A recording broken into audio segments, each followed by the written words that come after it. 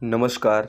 स्वागत है आप सभी का टीजीटी पीजीटी या नेट जेआरएफ का जो एग्ज़ाम है और एग्ज़ाम जो आप लोग देते हैं सिविक्स से या नागरिक शास्त्र या राजनीति शास्त्र से।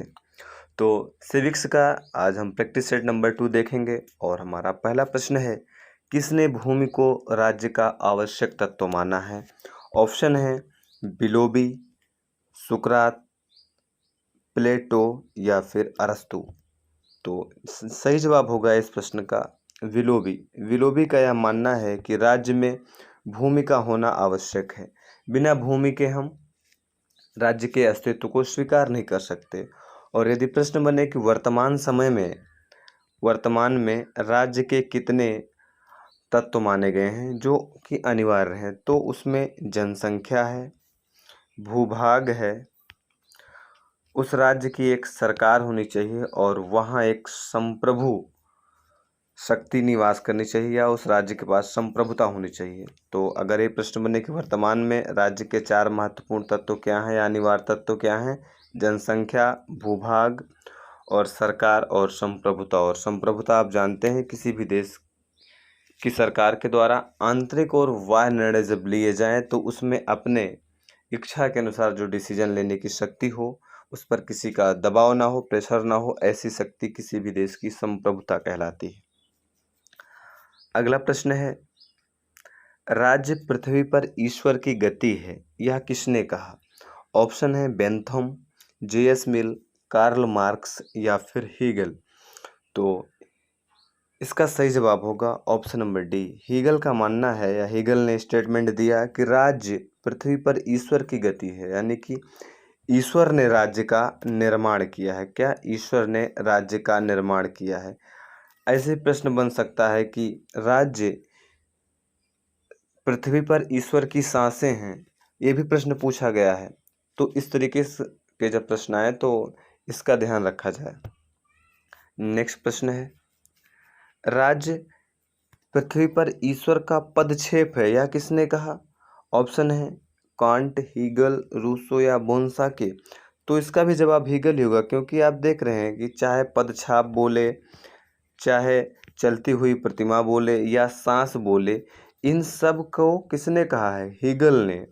तो इसका भी जवाब क्या होगा? हीगल। राज्य पृथ्वी पर ईश्वर का पदक्षेप है, यह कथन किसका है? हीगल का।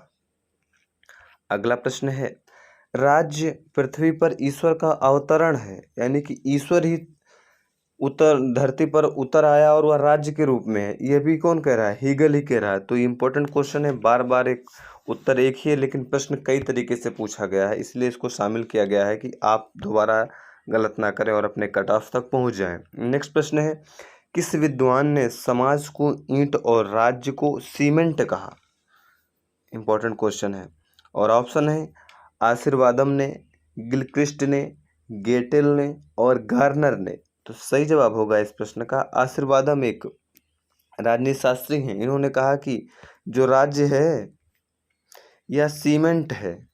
और सीमेंट क्यों है? क्योंकि राज्य जो है अपने देश के या उस समाज के सभी लोगों को एकत्र करके रखता है, उनकी सभी सुरक्षा करता है। सीमेंट क्या करता है? आंधी तूफान आए फिर भी बिल्डिंग को खड़ा करता है, ईंटों को आपस में जोड़ कर रखता है। उसी तरीके से राज्य है, राज्य जो है समाज के लोगों को सुरक्षित करता है, उनको शासन प्रशासन के माध्यम से न्याय प्रदान करता है।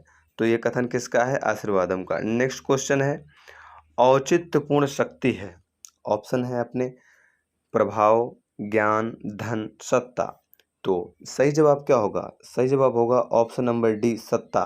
सत्ता को औचित्यपूर्ण शक्ति कहा जाता है। और आप जानते हैं सत्ता एक परम शक्ति है जो अपनी बात मनवाने के लिए शक्ति रखती है। जैसे मान लीजिए आज भारत सरकार कोई अधिनियम निकाल दे, जैसे नोटबंदी ही कर दिया था, तो क्या था? भारत सरकार एक सत्ता है और इस सत्ता ने बोल दिया कि पुराने नोट नहीं चलेंगे, आज से नए नोट चलेंगे।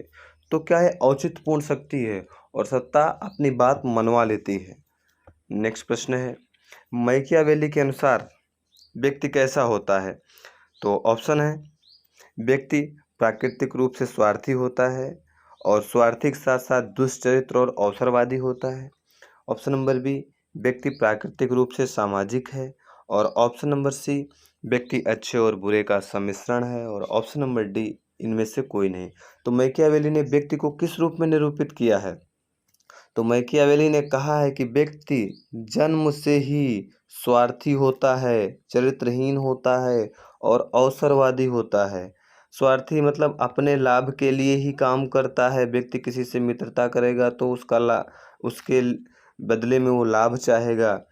वह शादी करेगा तो उसके बदले में भी लाभ चाहेगा। वो अवसर के अनुसार बदल जाएगा। किसी को बोला है 10 रुपये देंगे, लेकिन उसको लगता है कि 10 रुपये देने से हमारा नुकसान है, तो व्यक्ति अपना स्वरूप बदल देगा। तो मैकियावेली कह रहा है कि व्यक्ति प्राकृतिक रूप से स्वार्थी है, जन्म से स्वार्थी है, चरित्रहीन है और अवसरवादी है। तो सही जवाब हो जाएगा ए। खूब पूछा गया प्रश्न है। नेक्स्ट प्रश्न है, राज्य की सर्वोच्चता का समर्थन किसने किया है? ऑप्शन है रूसो, मैकियावेली, मार्क्स या option number D Mahatma Gandhi. Mahatma Gandhi तो अराजकतावादी थे, यानी कि महात्मा गांधी कहते थे राज्य नहीं होना चाहिए, तो ये तो अपने आप पड़ गया। रूसो भी नहीं होगा। इसका सही जवाब क्या होगा? मैकियावेली। मैकियावेली ने राज्य की सर्वोच्चता को स्वीकार किया है, लेकिन क्या ये उसी तरीके की सर्वोच्चता को स्वीकार करता है जिस प्रकार से हिटलर और मुसोलिनी ने स्वीकार किया था? नहीं। हिटलर और मुसोलिनी का जो राज्य था, उस राज्य में व्यक्तियों के कोई अधिकार नहीं थे, लेकिन मैकियावेली ने जिस राज्य की सर्वोच्चता को स्वीकार किया है उसमें लोगों के भी अधिकार हैं। तो ये इम्पोर्टेंट बात है। नेक्स्ट प्रश्न है, शक्ति की अवधारणा सर्वप्रथम किसने दी? ऑप्शन है मैकियावेली, कार्ल मार्क्स, लासवेल और बेकर। तो जो शक्ति यानी कि पावर की अवधारणा है या कंसेप्ट है, इसको सबसे पहले किसने दिया? मैकियावेली ने। नेक्स्ट प्रश्न है, शक्ति एक विशेष प्रकार का प्रभाव है जिसके पालन न करने पर घोर हानियां उठानी पड़ती हैं। यह किसने कहा है? ऑप्शन है लॉसवेल, मैक्स वेबर, हार्टमन या फिर रॉबर्ट डहाल। तो सही जवाब होगा option number D. Robert Dahal के अनुसार शक्ति एक विशेष प्रकार का प्रभाव है जिसके न पालन करने पर हानियां उठानी पड़ती। जैसे मान लीजिए धारा 144 लगी हुई है और कहा गया है कि 4 से अधिक लोग एकत्र ना हो, लेकिन लोग नहीं मान रहे हैं, तो क्या करेगी सरकार? उठा के जेल में डाल देगी। सरकार ने कहा है कि आप असंवैधानिक काम ना करें, लेकिन आप असंवैधानिक काम कर रहे हैं, तो क्या होगा? सरकार आपको उठा के जेल में डाल देगी और आप जेल के अंदर कितना अच्छा फील करेंगे तो आप जानते ही हैं। अगला प्रश्न है, राज्य शब्द का सबसे पहले प्रयोग किसने किया था? ऑप्शन है प्लेटो, अरस्तु, मैकियावेली या फिर हॉब्स। तो सही जवाब होगा इसका मैकियावेली। और यही मैकियावेली जिसने कहा कि व्यक्ति जन्म से स्वार्थी, चरित्रहीन, अवसरवादी है। अगला प्रश्न है, कौन सी एक पुस्तक मैकियावेली के विचार को पूर्ण स्पष्ट करती है? ऑप्शन है art of war, D discourses on Levi, option number see the Prince और ऑप्शन नंबर डी इनमें से सभी। तो जो मैकियावेली के सभी विचार हैं वह अलग अलग पुस्तकों में दिए गए हैं, इसलिए मैकियावेली के संपूर्ण विचार को जानने के लिए आर्ट ऑफ वार भी पढ़ना पड़ेगा, दी डिस्कोर्सेस ऑन लिवी भी पढ़ना पड़ेगा, दी प्रिंस भी पढ़ना पड़ेगा। तो सही जवाब क्या हो जाएगा? Option number D. नेक्स्ट प्रश्न है, यह राजनीति नहीं जो जातिग्रस्त हो गई है, यह जाति है जिसका राजनीतिकरण हो गया। कितना अच्छा स्टेटमेंट है और खूब परीक्षा में पूछा जाता है। और ऑप्शन क्या क्या है? ऑप्शन है M N. Srinivas, option number B Myron Weiner, option number C Rajni Kothari, option number D Morris Jones. तो सही जवाब क्या होगा? रजनी कोठारी साहब ने कहा था कि यह राजनीति नहीं जो जातिग्रस्त हो गई है, बल्कि जाति का ही राजनीतिकरण हो गया है। अगला प्रश्न है, किस राजनीतिक विचारक ने आधुनिक काल में राज्य शब्द का सर्वप्रथम प्रयोग किया? तो ये रिपीटेड क्वेश्चन है, लेकिन आयोग ने रिपीट किया है। कभी टीजीटी में पूछा तो कभी पीजीटी में पूछ लिया तो कभी नेट जेआरएफ में पूछ लिया।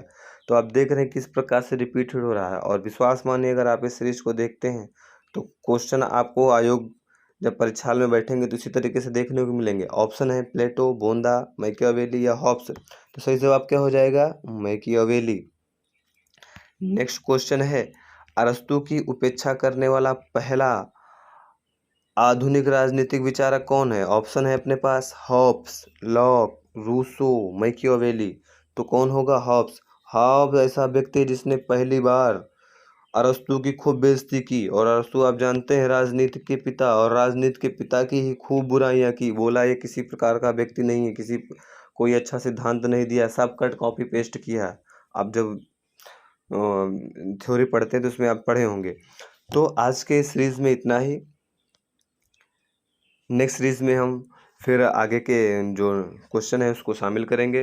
तब तक आप पढ़ते रहिए और अस्त व्यस्त नहीं, व्यस्त और मस्त।